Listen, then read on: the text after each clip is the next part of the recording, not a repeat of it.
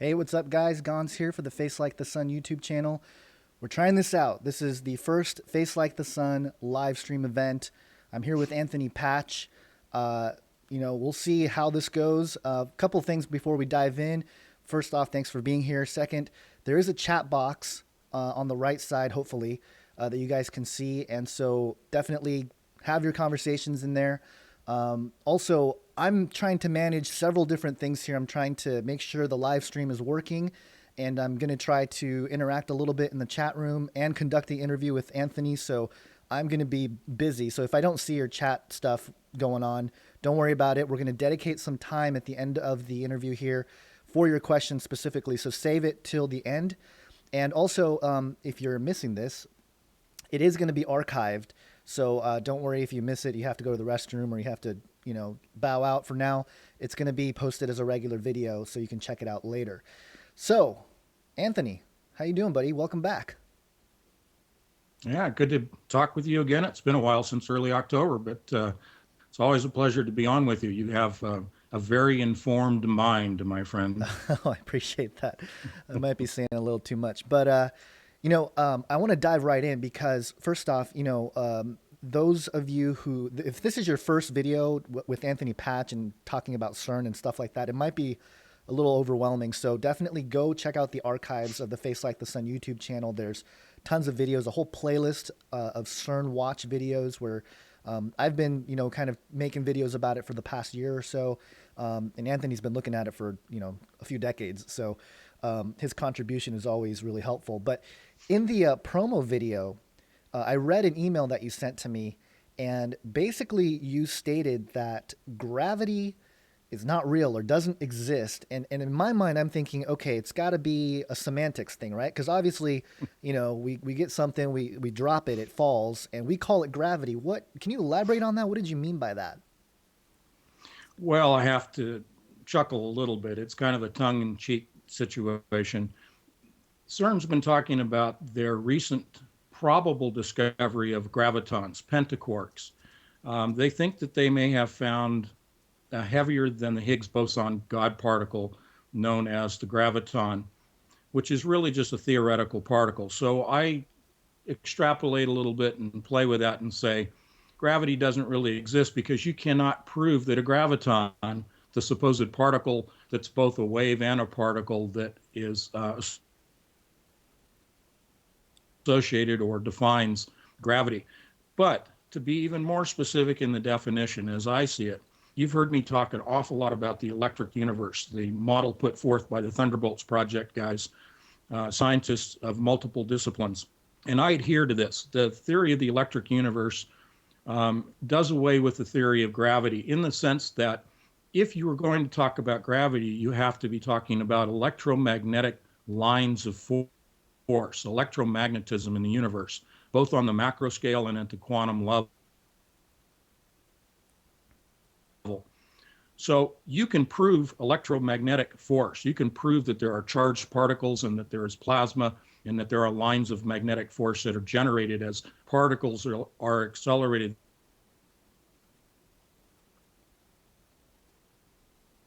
Having a little connection problem was bound to happen. You there, Anthony? Gravity does There he exist is. in a tangible way when we drop an object, but that is really the activity of electromagnetic force or forces of attraction and repulsion taking place rather than gravity. It's really all about electricity. Yeah, it's interesting because, I've looked at some of the work of Joseph P. Farrell, and he talks about the Birkeland currents and some of the patterns that were, associated with the markings of the, plasma beams and stuff like that in the ancient times and all Mm-hmm. these different cultures. It seems to reflect the same shape, which is really interesting. Is this something that, why is modern science why do they deny the electric universe idea? Why are they so hell bent on keeping their sort of pillars up in place? Oh, can you not hear me? Well, Oh, because when we talk about things like CERN, for example, but other areas of science also, that are really hidden from the general public and are covered and camouflaged in scientific terms and arcane mathematics. This is very much like the priesthood of the ancient times, in which the priests held the language and the codes and the ability to decipher what really was going on in the world of physics. This is really a cover up, and it's purposeful to keep the masses ignorant, because with knowledge comes power. They hold the knowledge, therefore they hold the power. It's occult, it's hidden. It's not so much that it's, you say occult and it's evil, but it's occult in the sense that it's covered up. There are evil implications, but we can talk about that in a different context. But really, the reason that they talk about gravity as a model of the universe and things like the black hole and Higgs boson, Higgs field, gravitons, the reason that they talk about those things is so that they can put on what I would refer people to is a artist's rendition. You've seen pictures, you've seen artist renditions of something that theoretically exists, like a black hole. Now, if you look over my shoulder, or you had posted on, the cover of my book, Covert Catastrophe, on that cover of the book is an artist rendition of a black hole, that orange thing with the jets coming out. Now, that is not something that you can say actually exists. It's a rendition, it's an artist rendition. So, going back to the language of gravity, black holes, Higgs boson, these are things that are used for public consumption, when behind the scenes, it is actually the electric model, electricity, electromagnetism, and plasma that is being employed by the scientists behind the scene, but they will not talk about that because, again, knowledge is power. They do not want you to know anything more than just the artist's conception of the universe, which is the Big Bang Theory and black holes. So you need to keep the two separate and understand that they are trying to purposefully keep the masses ignorant. Right. That makes sense. Part of what it seems like modern times anyway, the division between Tesla and Edison was sort of it changed the trajectory of what's going on today. And, you've talked about Tesla in the past and I've looked at it. And one of the things that you mentioned in a past interview was that, he had at some point, you labeled it pure thought. And then you said that he kind of went down the dark side and all this stuff and maybe communication with some fallen angels. Can you elaborate on that pure thought comment? Is that something that you think is, a direct, understanding from God, or what did you mean by pure thought when Tesla had that? Yeah, I think that he was an intuitive scientist, very much like Einstein was intuitive.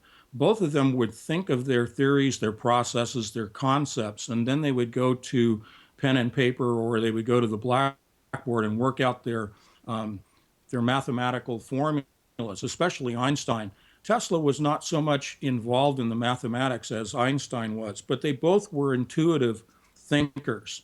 And Einstein, to my knowledge, never spoke in terms of communicating with the other side, although Tesla, on the other hand, quite openly said that in his early years of research as a young man, he was communicating with the other side and receiving what he felt was beneficial technology.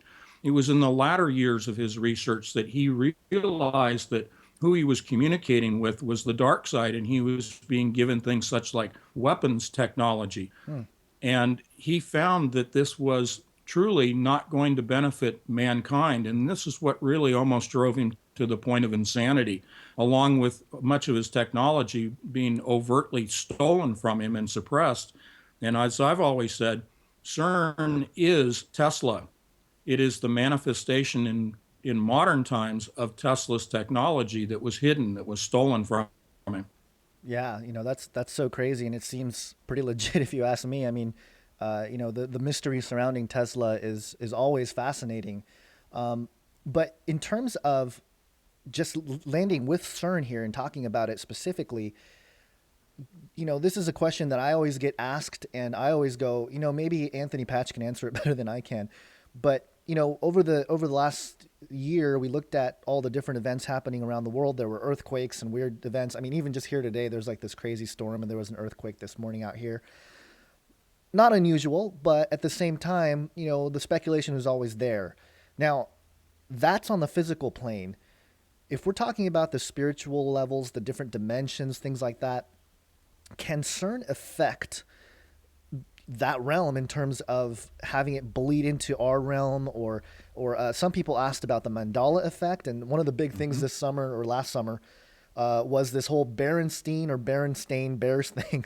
And when I was a kid, I remember Right. reading those books, and everyone remembers it as Berenstein Bears, but everyone now is going, no, it's Berenstain, and something must have changed. And so, was there some sort of shift in our memory or our collective memory as a planet, that kind of thing?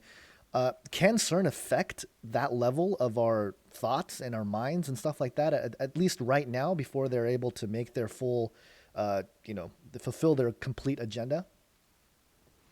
Well, I've done a lot of research on DNA and DNA manipulation and modification and hybrids and transhumanisms that's associated with CERN, with particle accelerators. That said, I will say that CERN has the ability to um, modify, if by a side effect, if not necessarily deliberate, but modify the way that we think. Our minds also operate based on electricity, on electromagnetism. If CERN, as I have said, and I think it's well, I think, proven at this point that CERN is affecting the magnetosphere and the atmosphere, I often call it HARP on steroids. If you're affecting the electromagnetic, um, I'm trying to say the shields, I'm trying to be very specific here, but also very elementary. If you are affecting the electromagnetic shields around the planet, you're changing the electromagnetism in our atmosphere and in our environment. That does affect our minds. Is it affecting time, as in the Mandela effect? I'm not so sure about that, and I will only say that I'm couching my response to the Mandela effect because I have not really researched that extensively. The reason is that I'm really focused on the machine itself and the physics that are about to be employed with that. Can it have an effect on time? Certainly, it can. Anytime that you're disrupting the physics of the universe in terms of the amount of power that this machine is generating, and you're creating electromagnetic lines of force, magnetic lines of force from the machine, which distorts the magnetosphere, then you also are distorting the environment electrically, and therefore that does have an effect on our minds. Have we moved into a different time frame, or has time been affected, or has there been a warping of time? I don't think so. I don't think time itself has been affected yet. Can it? I think it can. I think time will be affected when the portal is open. But the Mandela effect is something that I'm just going to step back a little bit from and say I haven't done enough research on. Right. And the thing that's interesting is your mention of, the human brain, they know that electricity is a huge part of the human brain, and just between the Mm-hmm. synapses and everything else. So it makes sense. And, it boggles my mind, when we start thinking about that, and, our own brains thinking about it while the electricity is, I mean, anyway, it gets a little confusing, the loops.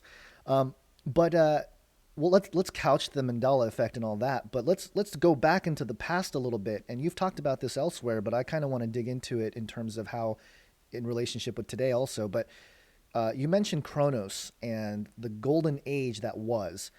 Now, in your definition, in your words, what was the golden age, and why did the elite want us to get back to it? Because it seems like the elite think that they're doing good, that they're bringing back the source of humanity, the source of mankind, and even the pursuit of trying to connect with Saturn and doing all that. What is the golden age, and why are the elite after it so much? Well, I'm going to preface that by saying that this is not something that I necessarily believe in. I am a Christian, as you know, Right. and I don't find the golden age necessarily in Scripture, and that it's God's intent for us to return to the golden age. He has his own model and his own plan for doing that with the planet, as we see in the book of Revelation. But with that preface, I also want to say that I'm reflecting what they believe, not necessarily what I believe. So, the definition of the golden age: The Golden Age was a time when Saturn and the Earth were together, not physically connected in terms of the two planets being one planet, but there was a plasma envelope around Saturn that also enveloped the Earth. This was at a time when Saturn and the Earth were not part of our present solar system. Saturn and the Earth in this plasma envelope moved as a unit and were captured by the sun's electromagnetic lines of force, the attractive forces of magnetism, not gravity. Gravity's not strong enough, even on the planetary scale. But it was captured by the sun and brought into this solar system that we have now. The Golden Age is described as a time before Saturn moved closer to the sun with the Earth, a time of plenty, a time of no war, no famine. Everything was essentially the Garden of Eden. This is what they believe. What they're trying to do is recreate that time when Saturn and the Earth were not part of the solar system. Now, they cannot change the orbital trajectories of the planets, but they can through physics, and this is where I'm focused on more than, say, the Mandela effect. I'm focused more on how they're going to reconnect using the LHC, reconnect the Earth to Saturn, and the physics that are involved, and it all comes down to electric plasma. Yeah, that makes sense. And in the Bible, it really doesn't have any kind of golden age in terms of something that we bring about. It tells us that God will return, Jesus will come back, and there will be a new heaven and a new earth. But the reason why there is a new heaven and a new earth to begin with is because God pretty much comes down and judgment falls upon this world and destroys it. So whatever the elite are trying to do, they're trying to usurp what God is already going to do. And so, it really is sort of a humanistic approach to all this.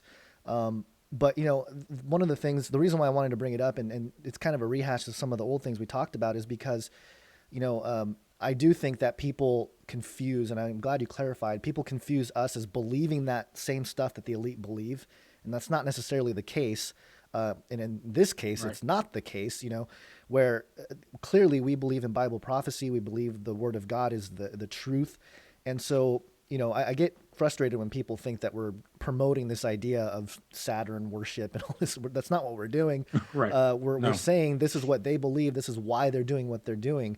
And, Right. this is the age of deceit, really, because they're deceived into believing they're doing the right thing. And so the knowledge of good and evil has been confused. And there's scriptures on that as well, that, people will call good evil and evil good. But let's dive into some more of the mechanics here. Now, Google, there was an article here that I'm going to show, a computer 100 million times faster than yours. And in the article, it talks about the D-Wave 2X, 100 million times faster, blah, blah, blah, the quantum computer. Now, you've talked about the quantum computer, and then, just yesterday, Google comes out with this little announcement. It seems like, the mainstream is being prepped with all the things that you've been talking about, and I've kind of kept my pulse on. Is this AI already here? Do you think it's already online? Yes, I've mentioned this several times in other interviews, but in February of this year, the press release came out from Google regarding this quantum computer that is the adiabatic quantum computer made by D-Wave Corporation. They had put out a press release stating that this machine has the equivalent processing power of 7 billion human brains. Now, we're going to be very succinct in what we're talking about here on this because of their time restrictions, but what they failed to say was that it was artificially intelligent. Now, you and I have been looking at these quantum computers for a number of years. Back in 2010, I took a look at some information that was put out by the manufacturer indicating that by 2015, they would have a computer that not only had the equivalent processing power of 7 billion human brains, but that it would be artificially intelligent. Now, that last component they left out in February when they announced this machine. Now they're finally coming out in the mainstream press coverage talking about the same machine. But the point is, they are still not talking about AI as specifically related to the adiabatic quantum computer. It is, in fact, AI. And Google, along with a host of other organizations, are pouring billions of dollars into AI research. All of the elite are putting their money into AI research right now, along with DNA modification and replication and all of the things that we've talked about before on that line. So, yes, bottom line, we do have an artificially intelligent supercomputer, the adiabatic quantum computer. This is the beast system. This is the beast machine. This is the machine that will track everyone on the planet. Yeah, it's kind of freaky to think about because it really is, this time that we're living in is so unique compared to the rest of human history or recorded human history of what we know because of things like the quantum computer and because of, this artificial intelligence that is here. It's basically, the octopus, so to speak, is already out there living on the internet. And, it really does seem like there's been a major shift in terms of storytelling in Hollywood too, because, I've been tracking Hollywood in terms of its propaganda and everything else, but it seems like a lot of the major films that have come out give us little pieces of information. It may not be all the truth or all what's happening, but they give, like, each film has a little bit of the truth in terms of what they're doing. For example, we had Transcendence, I think a couple years ago with Johnny Depp. And that was really showing global consciousness in terms of people plugging into this global brain via nanotechnology, which is interesting because nanotechnology, right now, there's research being done that proves that with nanotechnology, you can change the structure of DNA. And we actually even spoke to a nanoscientist, Dr. Jesse Adams, who is a Christian, actually, and he sees great positive effects with nanotechnology, being able to eliminate sickle cell and certain diseases and stuff like that. Why would we not want to do that? And so I think it's important to understand that there will be positive progress at the beginning, but we got to do it with caution. And even Dr. Jesse Adams said, hey, there is concern. We can't just push forward without any kind of restraints or because now that the abilities are here, they're just going to keep pushing and they're going to keep doing it. But, there were scenes in the movie Transcendence where the nanotechnology healed the blind, healed the sick, and all this stuff. The trade-off, though, was that they are, locked into the main character's internet mind, global mind type thing. So that's that, And then you have Marvel Avengers, The Age of Ultron, which also showed an AI. And interestingly, that AI learned its morality from Tony Stark. It was kind of made in the image of Tony Stark in a way.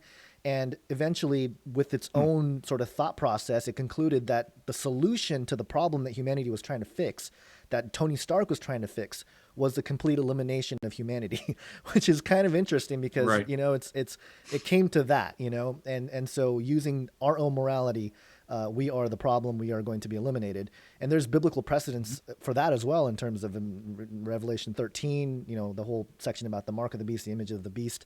And then other movies like Minority Report that talk about predictive policing and crime prevention. Those are things that are out there, that could be out there. We've talked about a world simulation with some technology that exists in Utah, where the huge data center, where basically we have, each one of us that's online, we have a virtual me or virtual you running around in this reality, this virtual reality, with this notion of tracking, not just tracking, but knowing how we would respond to certain situations, tying into that Minority Report idea that, given this scenario, if they find themselves in this situation, they would commit a crime here. So let's arrest them beforehand, that kind of thing. So, and then most recently, Childhood's End, the TV show that took the book by Arthur C. Clarke and made it into a modern rendition where we see basically the devil arrive and fix mankind, ultimately to the destruction of mankind. So, and then there's movies coming out called The Fifth Wave, where it's an alien invasion where humanity is basically, on its last straw, so to speak. Then you have the sequel of Independence Day called Resurgence, where again, these aliens are back and they're here to destroy us. Part of what you've talked about, Anthony, with the connection to Saturn and this opening up of the bottomless pit is the arrival of these entities that are in the bottomless pit trapped there.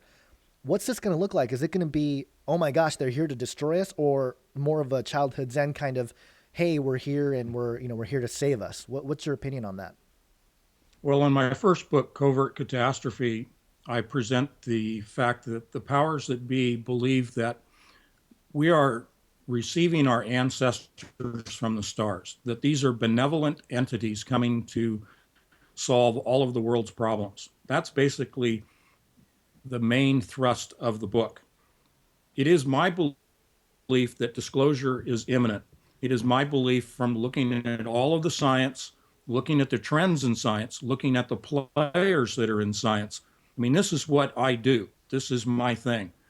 And I do believe that 2016 is the year of disclosure.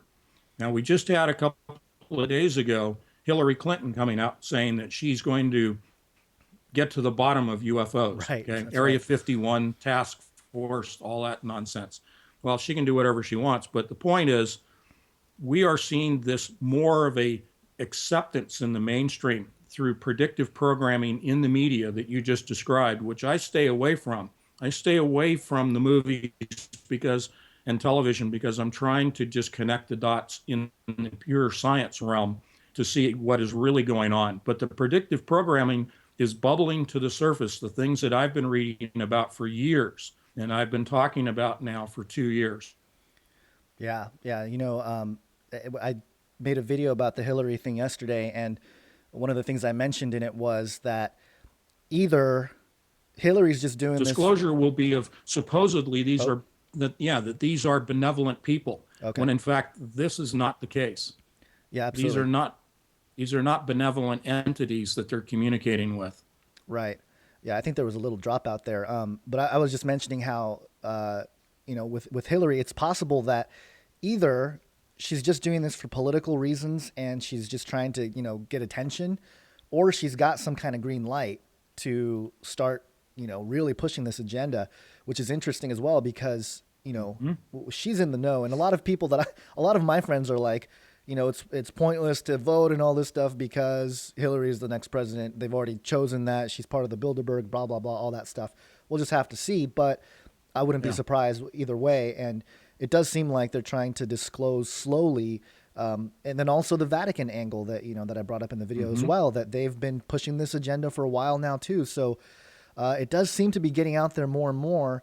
And in connection with CERN, it's interesting to really ponder this idea that there is this convergence. But let me touch on something that Sure. I know that you've maybe talked about it a little bit, but the idea of UFOs in general. We can get into maybe the nitty gritty of the science, if you want to. You can take it whichever direction you'd like, but it goes back to Tesla. I realize that as well, but how does the UFO work in your opinion, and is there a connection to CERN with these technologies? Yeah, there definitely is a connection. The big connection, the ultimate connection, is what we've talked about, and that's the portal. But UFOs are in two categories. One from another dimension. The second category are man-made.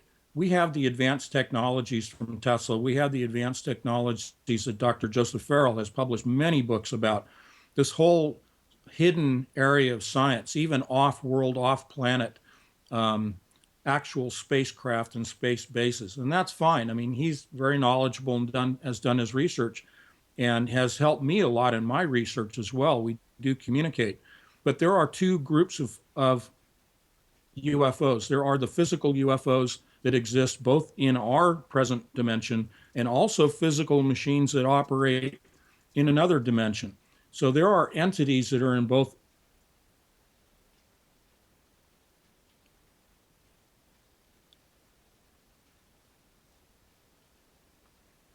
Uh-oh, I think we lost Anthony. However, what's coming through the portal is not necessarily just nuts and bolts machines, but digitized DNA. Most of the entities that will come through the portal will be in the form of digital DNA that will be reassembled here, and also which will indwell hybrid human bodies that lay in stasis right now. But the nuts and bolts UFOs do exist, but they are demonic in origin. Right. Yeah, you cut out a little bit there in the middle, but I agree. You know, there is a huge segment of, I think, UFOs that are seen that are man-made using this Tesla tech, and then a large portion that are probably interdimensional. I tend to think that some of the ones that seem to have more of an orb look, or that can move through the physical world with different kinds of motions, more speed, more 90-degree angles, things like that, tend to be probably more interdimensional. Whereas, just tremendous speed or flying out into space or something like that is more of the man-made sort of machinery.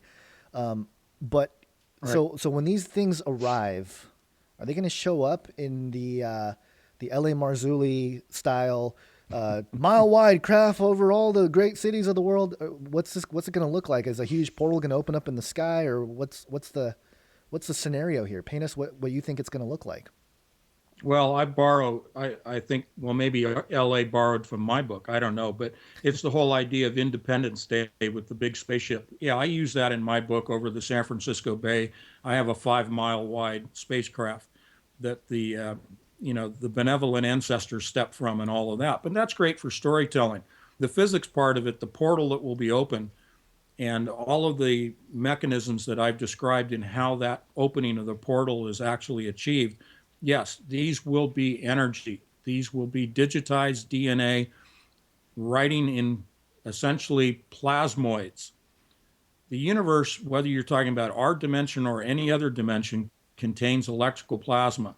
And so you will see these plasmoids, which you would call ball lightning, or these white orbs that move at tremendous speeds and change direction instantaneously. Yes, these are plasma or plasmoids, to be more specific, that will come through containing these entities in the form of digitized DNA. Yes, these are spirits, because you cannot separate the physical from the spiritual.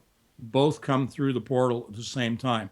No, we are not going to see actual nuts and bolts UFOs, but what you will more likely see will be the holographic blue beam, Project Bluebeam type of situation of holographic spaceships being projected around the planet. And that's also in my first book. Yeah, that rabbit trail can go all kinds of directions with even chemtrails. They're saying that chemtrails is part of the process of creating that backdrop or the screen for the Yep. Project Blue Beam to reflect off of.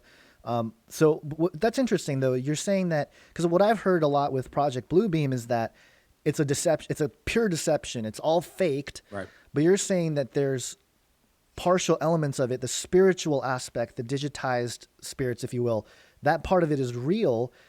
They just have to come into the physical world in some shape or some form. So it's going to be through projection. It's going to be through, what Project Bluebeam has said to be. But you're saying it's a little bit of both. It's kind of like in the middle of the road, not purely non-physical, but not purely like a physical nuts and bolts either. Am I getting you Well, right? well said. Well Okay. said. Yes. Cool. Well, not cool, but it's interesting, I would say. Yeah. You know, there's a lot of fear going around with CERN. A few weeks ago, there was rumors, and I've still seen comments of people saying CERN blew up. And you came out and you kind of put a squash to this. What was the whole deal there? Why do you think that even happened? That was purely a disinformation campaign, not only to generate fear, but to track how people are responding to the story, who's reading the story, who's passing the story on, and the comments that are being made, pro and con. That is all part of the predictive modeling, the human modeling that's going on with the adiabatic quantum computer. One of its first tenets for its design and its application was for the modeling of human behavior around the planet. You talked about Minority Report. This incident is a classic example of putting into the human consciousness an obviously false story and seeing how the human consciousness responds to it around the planet. They want to track who's on what.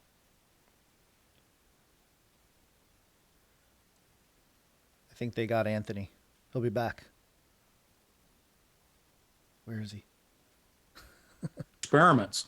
This was a psychological operation that was planted on the internet. And I came out the same day and revealed it for what it really is. Nothing happened at CERN in terms of destruction. And I want to say again, bottom line, in every interview, I always say, I do not wish any ill will to come upon anyone associated with CERN. The problem is they've been deceived by the grand lie of Satan. And I'm going to go right to the punch here. The whole purpose, the whole motivation for CERN and what's going on, this is the grand deception by Satan that ye shall be as gods. If you partake of the tree of knowledge, if you take this information from another dimension like Tesla did, if the people today take the information that's being given to them by the other side, by these demonic entities, and use this information, you will achieve immortality. Again, I've researched DNA as an adjunct to this. They are involved in the Human Longevity Project. It's all bubbling to the surface. We talked about Clinton. Well, Bill Clinton, he was with Dr. Craig Ventner just about a month ago. We're talking about the Human Longevity Project and achieving immortality. The goal here is Satan wants to kill God's creation. He wants to destroy the earth. He wants to destroy man as he exists. He wants to create his own form of human life and his own form of heaven on earth. That's the bottom line. Yeah, and that's really actually more consistent with the Bible and some of its theology than sometimes what I hear on church on Sunday, unfortunately. But yeah, I totally agree with you on first off that we're not trying to make CERN blow up. We're not trying to say that those people are bad or evil or anything like that. We're actually, we should be praying for them to see the truth. So that's really where our stance should be. And who knows, that they might, but a lot of them have, it's hard to undo certain paradigms when you've been put into a system that's nurtured you from the beginning, I was going to make a Star Wars reference, but I'll save it for later. But the other part of it, this quest for immortality has been at the heart of mystery religions, every religion, every spiritual practice, you go back as far as anything that's ancient, whatever, it's all been about this pursuit of immortality. And it's always rooted, or at least reflecting off of the Bible. And what I've seen is that with a lot of occult literature and what they teach, what they believe, even the ones that use the Bible as part of their narrative, is they'll add stuff to it, or twist things. For example, there's Kabbalistic teachings that talk about how the reason why Adam lived for 900 years was because they figured out this alchemy, and they figured out the substance that will keep them alive. And as time went on, the knowledge of that was lost, and they only had so much of that immortality goo, right? The elixir of life. Right. And so that's why our human Well, longevity this goes went back down. to the tablet of Hermes. Yeah. The emerald tablets Sorry, of... I cut you off. Oh, no, it's okay. The emerald tablets of Thoth. Yeah. Yeah, to encapsulate what we're talking about, they're practicing the Hermetic practices, the Hermetic leadings and teachings. Even Tesla talked about, if you understand the relationship and ratio of 369, you'll understand how the universe operates. That's purely coming out of the Hermetic practices. Transmutation of elements, human longevity, ye shall be as gods, all coming out of the Emerald Tablet. Yeah, absolutely. And let me get your take on this, and then we'll actually open up the chat room and questions from there. My whole sort of face like the sun logo and all this stuff, people always say, oh, it's a demon face. No, it's a lion face. And I mixed it with Matthew 17:2, where Jesus was transfigured on the mountain. So in that moment when he was transfigured, his face shone like the sun. There's also a time when Moses went up onto the mountain and he came down and his face was glowing. They had to put a bag on his face because people were like, oh, they're blinded by Moses' face because he consumed some of God's light or something. What do you think is happening there with God manifesting and Jesus' transfiguration, things like that? with your understanding of what's being taught in modern physics and, some of what CERN is even trying to do, because I wouldn't be surprised if these elite look at passages like Matthew 17:2 and say, we want that too. We're going to try to figure out how to do that. When ultimately it's our faith in Jesus Christ that really gets us there eventually. And he's the one that's going to give us new bodies and everything. There's no need to figure out the mechanics or the technology to get that, because God's got it all under control. But what, in terms of the physics though, just out of curiosity, what is going on there when Jesus transfigures and his face shone like the sun, his robes looked white as, all this stuff. What's happening in your opinion? The slowing of energy.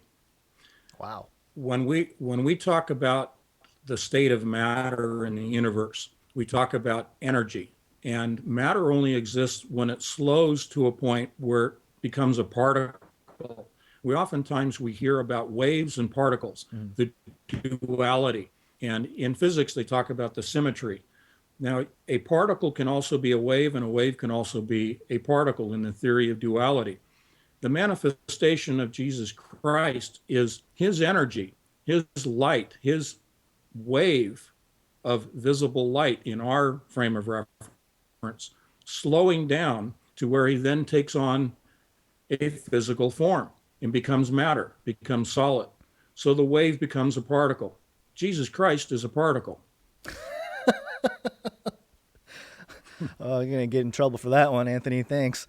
All right, then I need to read this to you. Real quick. Okay.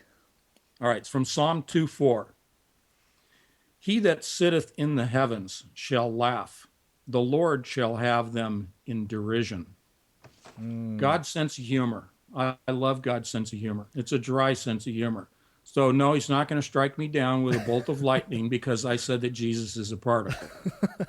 And actually, in terms of thinking of it that way, Satan not having the powers that God has would need to use mankind as his minions to create something like a adiabatic quantum computer so that he can manifest his spirit into the physical world. And that's consistent with the paranormal stuff where we hear about ghosts and poltergeists and if they are the disembodied spirits of the Nephilim, they're trying to manifest physically. Well, Satan might be doing the same exact thing. So absolutely, it's pretty interesting to think about. And I appreciate that angle. That's really cool. That's, I've never heard that before. That's kind of blowing my mind. If I had a brain poof thing, I would use that right now. But, all right, so let's open up the chat room, and there's a lot going on. There's about 18 messages or 18 posts per minute that's happening in the chat box here. So I'll try to keep up and see if anyone has any questions for Anthony. There's a bit of a delay here, so it might take a second, but go ahead and ask questions. Okay, so here's one. What kind of time frame you think we are looking at? I don't know anyone who says for sure, but how long before some of these things come to light? What do you think, Anthony? What's the timeline in your opinion? Yeah, I always like to say I'm not a prophet, and I can't foretell the future. But as I said earlier about disclosure, I think disclosure is coming this year. I think it may be another couple of years. I hate to say that, but a couple of years before the portal opens. The reason I say that is they need to change out the magnets in the LHC. Right now they're niobium and titanium, and they need to change that over to tin, niobium and tin, to achieve higher powers of energy in the collisions. But also we talked a little bit about the Awake project, and the Awake project is just getting its preliminary test bed is being set up this year. It does look like it may be another year or two before they're going to be able to open the portal. But they could surprise me and you, because a lot of what they do, we don't really know about. I pull my comments and my conclusions from the scientific papers that are published and try to follow the trends and do the analysis of the trends. But I think disclosure this year, and possibly the portal could come in the following year. Yeah, that's interesting. I think disclosure in some ways has been trickling out for years now. There's probably going to be one massive sort of arrival or event or announcement that will really change the trajectory and speed things up. But we'll just have to wait and see. Again, like Anthony said, none of us are really prophets. Saying that we know exactly what the timeline is going to be. But I do think it's interesting though that there are projects being done now through NASA, through all kinds of stuff where they're like, oh, we need to get, into deep space by 2018. And they, through NASA, whatever, 20 million or $50 million to do that. And then there's 2030 projects saying, hey, we're going to have a base on the moon by 2030. All this stuff happening all of a sudden, really bizarre that I think, this is all happening very quickly. One of the topics in sort of the conspiracy world that people have talked about is this black goo thing. Have you heard about the black goo? And if you have, do you think it has anything to do with the fallen angels and their demonic cohorts? Well, it is interesting. I think it is really just a popular culture situation. I don't think that you really have in the physical explanation an actual black goo. Now, a spiritual entity can manifest itself just about in any form that Satan chooses and that God allows that form to take. Are there demonic entities that are taking the form of black goo? It could be happening, but I think it's really more of an urban legend. I think it is really more of something that grew out of the movies and has been popularized. But I've not seen anything that actually proves that black goo, number one, exists, and number two, that it has a sentient or artificial intelligence component to it. I don't believe that it has anything to do with CERN, by the way. That's interesting. I mean, I've looked into a little bit of it, and it was interesting. I mean, the fellow that was talking about it was a little out there for me, but not that we're not out there. But oh yeah. Let's see, what else is there that there was something I was going to mention, and then I totally lost my train of thought because these comments are coming in real fast now, 30 per minute. So I'm trying to hold up on a couple of these and see if we can and ask some of the questions. Keep in mind also, I'm seeing a lot of questions that Anthony's talked about before. He does have a book. Why don't you take the opportunity just for a second here to talk about your books so that people know where to get them, what they are. Well, if you go to my website, anthonypatch.com, and thank you for allowing me to do this, you'll see that I have both my books, Covert Catastrophe, I've mentioned already, but Diamonds in the Rough. It's 2048 Diamonds in the Rough, and that focuses on the quantum computer that we were just talking about. The Model 2048, adiabatic quantum computer, is in my second book. And the movement in the second book is to try to stop what's going on with CERN. There are actually 7 of these computers that are linked, and they are operating CERN. The adiabatic quantum computer, by the way, factually is connected to CERN. And so I use that in my second book. There's a third book coming out in the trilogy of characters. It's a fast-paced, very, very easy to read collection of characters, but also leading edge science topics that most people have never even heard about. And I've not even talked about half of the topics that are in my books. I've not really talked about them in public. But there's a lot of leading edge science in there that I think will really open people up to things that they may want to explore on their own. Yeah, and definitely. And I recommend you guys read it too, because it's fiction. It really moves pretty quickly. It reads kind of like a thriller. So definitely check those out. Now, I'm getting a lot of people asking about Planet X, and I kind of started to look into it a little bit, and I've known about it. I've dabbled, looking at different people's research over the years. Is there a connection with Nibiru or Planet X and CERN? Is there the portal opening? Is it gonna? There was a show. I'm trying to remember what it's called. Somebody will probably remember in the chat here. But there was a show. I think it's called. I don't remember the name. Anyway, the whole point was that there were these aliens here on Earth who basically look like humans, and they've integrated into society, and they needed to open up a portal in the heavens. And at the very end of the show, it's called The Event. I remember now. It's called The Event. At the end of the show, and I think they wanted to go have another season, but they were unable to. But basically, at the end, they they're running all this technology. I do believe there's CERN involved in it, some sort of particle accelerator. I could be wrong, but they basically get this portal open and a planet, their whole planet, shows up in the sky. Now, who knows if that's part of what could be the scenario where you're saying, you talked about Saturn, maybe one of Saturn's moons or something. Well, but anyway, what's your theory, or is there anything that you've looked at with Planet X or Nibiru that you have comments on? Well, my conclusion is Planet X is planet Wormwood, spoken of in the book of Revelation. I do believe that there is another planet out there that is changing the orbits, altering the orbits of our planets in our solar system. And it is moving in closer to our planet.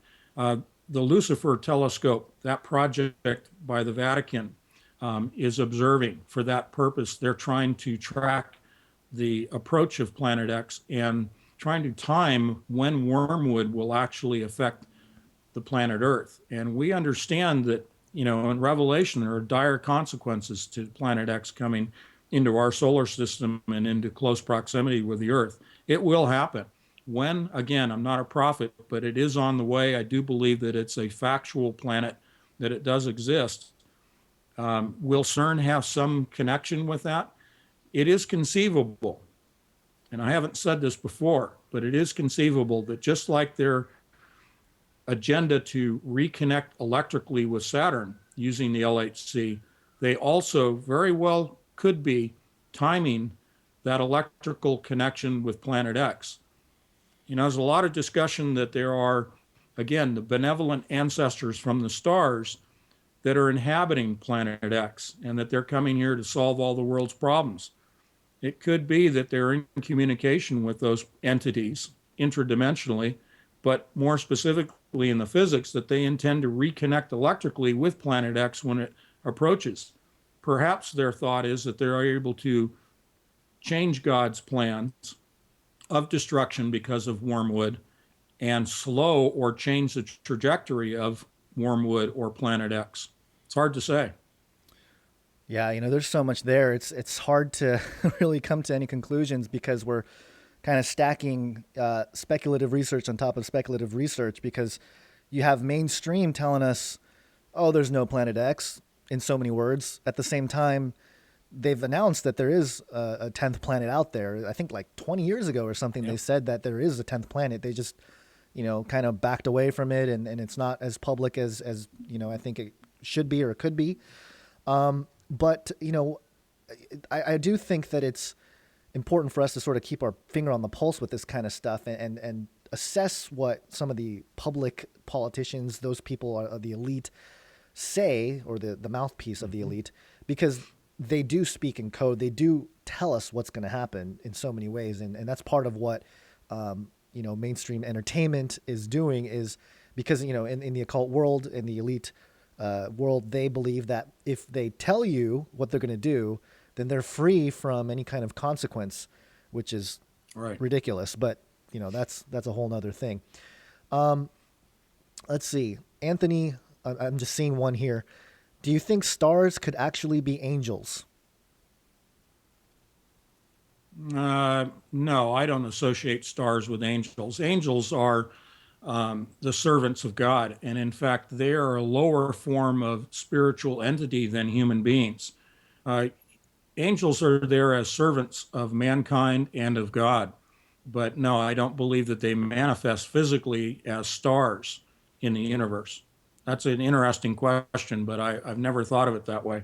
I think there are, I don't remember, there is a denomination of Christianity, or not even, it might even be an apostate Christianity.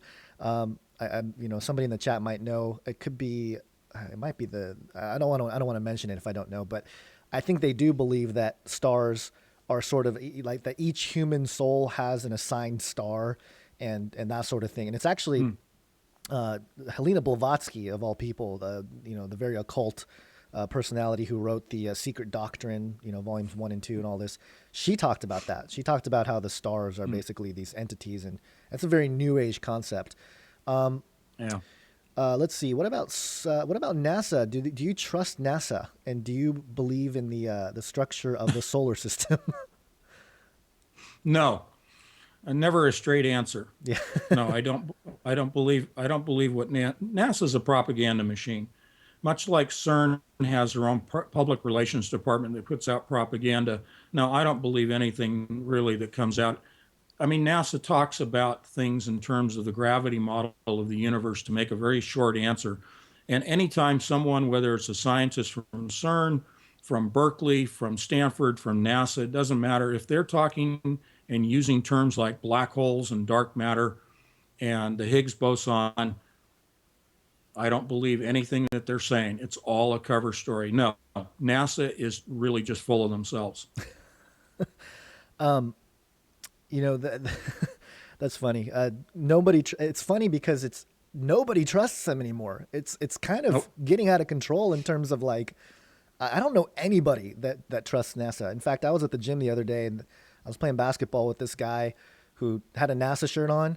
And man, I was giving him a hard time about it the whole time. I'm going, man, you're representing, because he's a fellow Christian guy, and I was just giving him a hard time. But Sure. here's an interesting question from Moxie Hart: is a radioactive environment more conducive to fallen angels?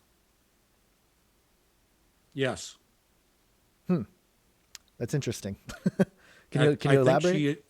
yeah, I think the question comes from some other interviews I've done in which I have said that part of what CERN is doing is terraforming the planet for a new race of beings. Satan wants, as I said, to kill God's creation and have his own creation.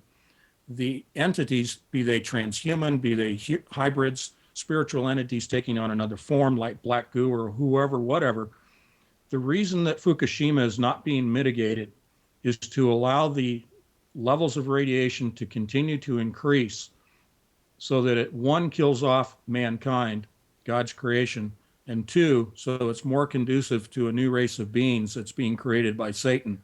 And that all folds into the whole DNA research that I've done that is also tied in with the particle accelerators, including CERN.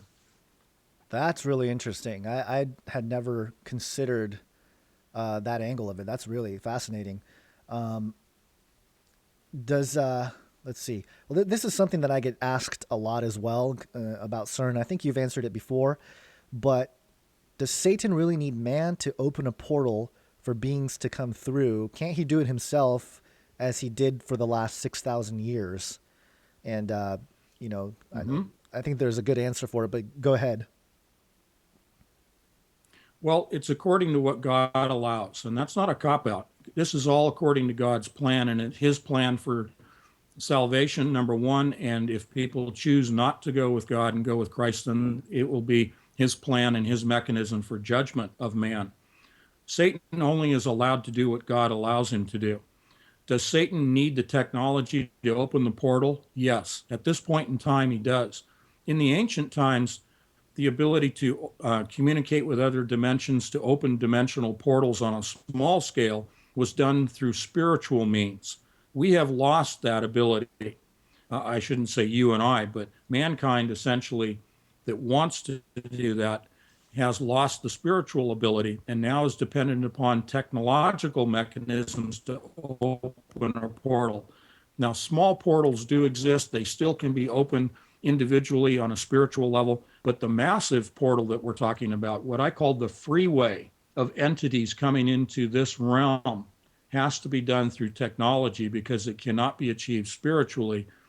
And it is, in essence, Satan is being forced to use technology this time because that's all that God is allowing him to use. Yeah, there's some interesting research as well that talks about the demons that we have on this planet now are basically, according to extra biblical texts, the disembodied spirits of the Nephilim. And, the whole concept is that you see these giants in the Old Testament. You don't really see demons in the Old Testament. And then all of a sudden, the Son of Man comes, and then he's got demons running around everywhere. And the whole process of the Old Testament was to get rid of these hybrids, basically, the Emim, the Zamzummim, all these giant tribes that God said Right. wipe them out, and then all of a sudden you have demons in the New Testament. So the theory is that those those spirits that weren't human, they were unredeemable spirits, and that's biblical. If I can't remember the verse, the chapter and verse, or the book even, but it talks about how they're dead. They would use the word Rephaim in the Hebrew. So Hmm. that's what's been on the earth. This is a whole different batch of fallen spirits, demon type stuff. This is a whole group that's been trapped. Is that how you kind of explain it, or is it they've Hmm. just been waiting, right? They've been waiting for their time to manifest, and man, it sounds very science fiction, doesn't it? It does sound science fiction, and when you read Revelation, it sounds like science fiction. But yes, we do have a group of leaders, and then we have the army, just like any other human army and structure. The goal here is for Satan to build an army, release his leaders, put the two together, and try to not only kill mankind, but the goal of Satan and his hubris, and I've used that word for years now, he's full of himself. The hubris of Satan and those that are suffering the deception put forth, the original lie put forth by Satan, is that he actually believes, Satan believes, that he can kill God. So he is putting his own army together, his own weaponry, which we haven't talked about yet, his own weaponry to not only kill mankind, but also to kill God's angels, to kill God's army and God himself, and put himself on the throne. That's the hubris that he suffers under. Yeah, it's he's almost kind of it's almost like he's schizophrenic, or he's got some like mental disorder, because he knows how the book ends, Yeah. and those who follow him, follow Satan, also know. But they believe, I don't know if they believe that they're getting something out of it, or they can defy biblical prophecy. I'm not sure, but Yes. it's very Yes. interesting that they have that. It's hubris. Hubris is the word that comes to mind. Well, another planet that maybe I've heard you talk about it a little bit is Mars. It's obviously been in the news a Mm-hmm. lot in the last few months. What is there any significance to Mars in this whole scenario that you're painting Sure. with CERN? Absolutely. Because in the electric model of the universe, if we go back to the golden age and the alignment of the planets, we had an alignment of Saturn, we had Venus, and then Mars, all in a straight line configuration, ending with Earth. So picture, and if you go to the Thunderbolts project, you can see these representations. But you have a straight line alignment of the planets, including Mars, and Mars was the closest to Earth. These were all electrically connected by Birkeland currents through the plasma, what I call the plasma conduit. And there was the exchange of these plasma discharges, which were then painted on cave walls, carved into rocks, seen in every culture around the planet by humans on the planet. Mars most definitely is part of this, and they will eventually try to reconnect to Mars. In fact, if they have the time, I don't think they have the time, but their goal is to reconnect all of the planets electrically to the Earth. That's very interesting. So, in terms of this agenda of trying to connect the planets, are you suggesting that well, I guess you are suggesting that the heliocentric model that we've been taught is false? Completely false. That's interesting. There's been a couple questions about, I guess it goes back to the black goo stuff, but programmable matter. What are your thoughts on programmable matter? Yeah, it is associated with the discussion of black goo, but programmable matter really comes down to this idea of artificial intelligence.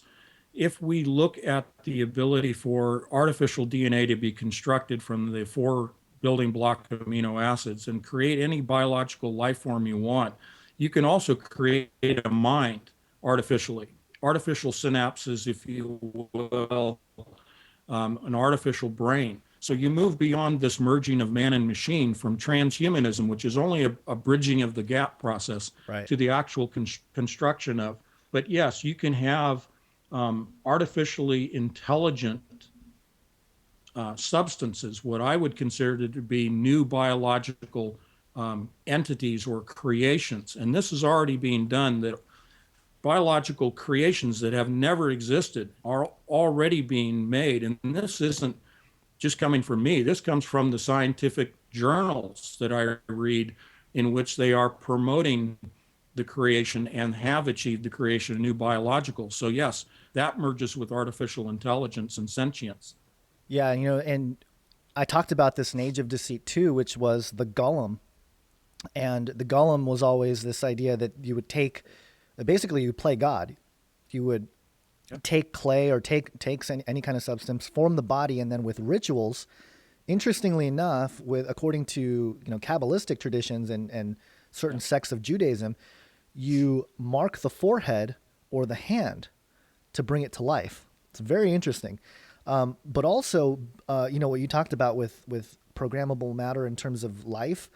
There was a story that I jumped all over when it first came out. I think it was in 2011 when they announced that they have created a metal-based life form, and I think they used I don't remember what metal it was, but basically they made these what mimics carbon but out of metal.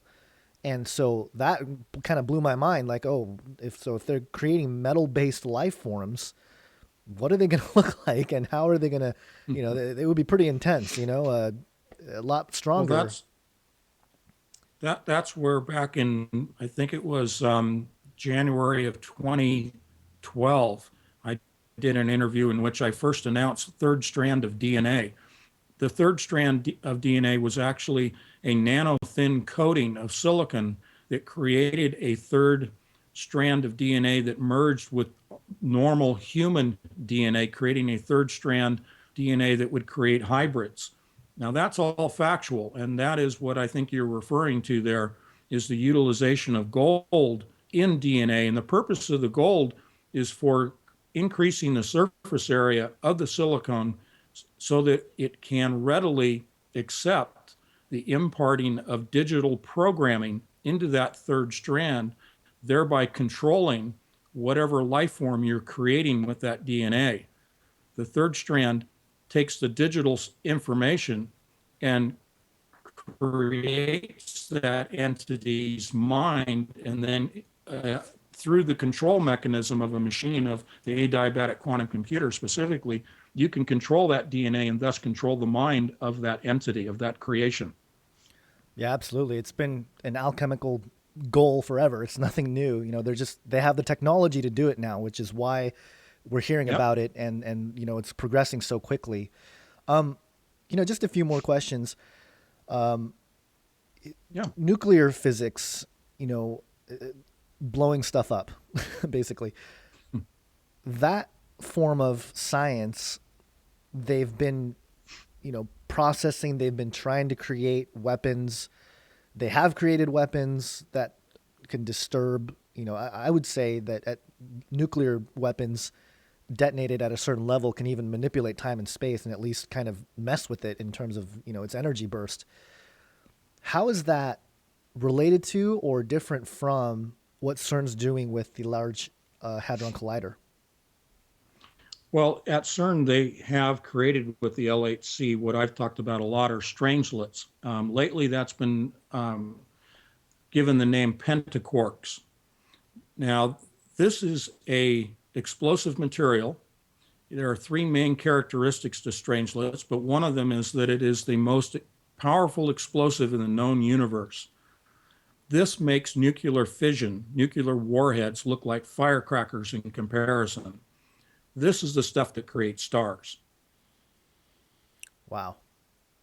So that's probably a little more intense than a nuke going off. Absolutely.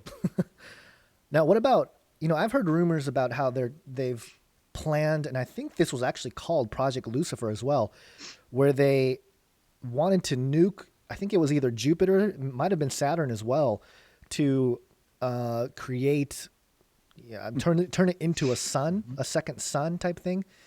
Now, is that part of the, is that just a method that they used to think and now they have the Large Hadron Collider to sort of usurp that, or is that something else going on there? You're right on. Okay. You're right on beam. Sorry about the pun, but you're right on beam. I have said in a couple of recent interviews and articles I've put out, their goal is to reignite Saturn. Now, that's being a little misleading, but yes, they thought they could use a nuke to ignite the gases of Saturn. However, that isn't really practical.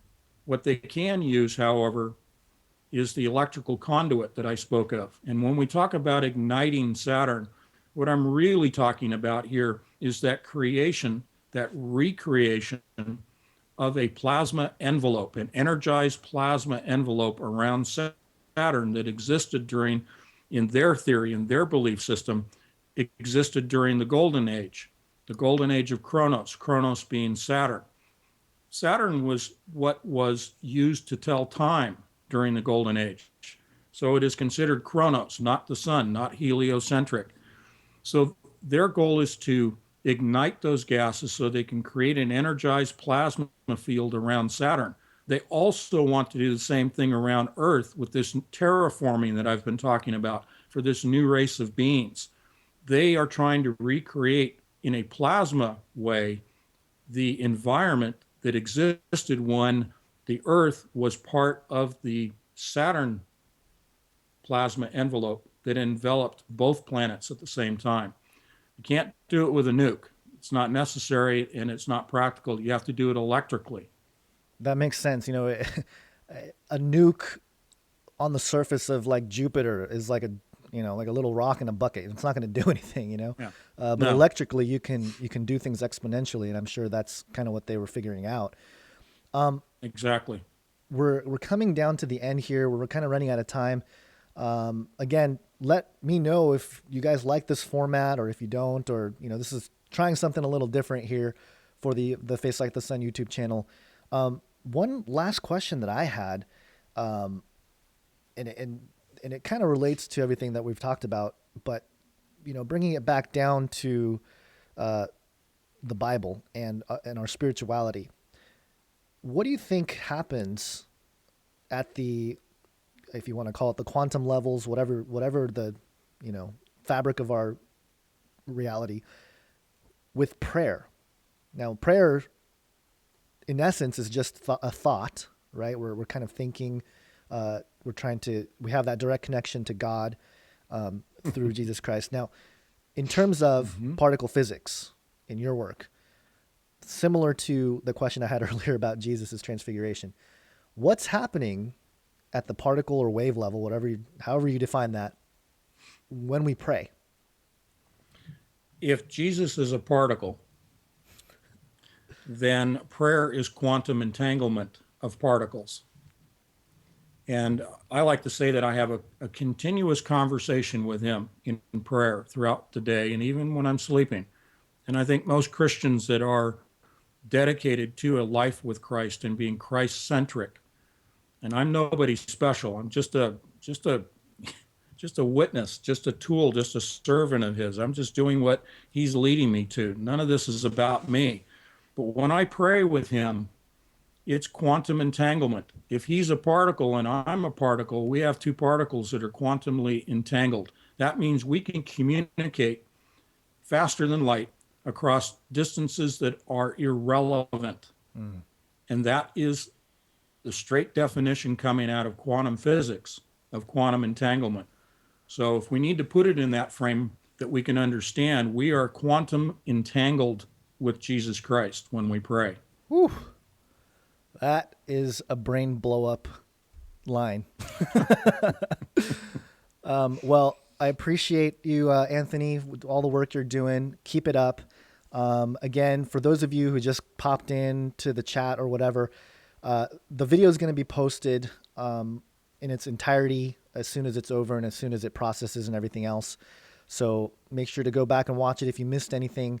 Anthony, again, thank you. Where can people go to get your stuff? Well, at my website, anthonypatch.com, and Covert Catastrophe is available in print. It's a very large format book. It's not a small paperback. It's 420 pages, and that's published by Paranoia Publishing. And Gons and I will be presenting more information about Paranoia Publishing as the days come by, because we have a lot in the works that's going to be a great vehicle for witnessing for Jesus Christ. Amen. And I haven't even told anybody about my involvement with all that. So Jumping the gun, Anthony, but it's okay. That's fine. That's not Oh, it's well. not a big secret or anything. It's a plasma gun. All right, cool. Well, thank you so much, guys. I appreciate it. And that's it. Hope you guys have an awesome day. God bless. Thank you, guys. Thank you.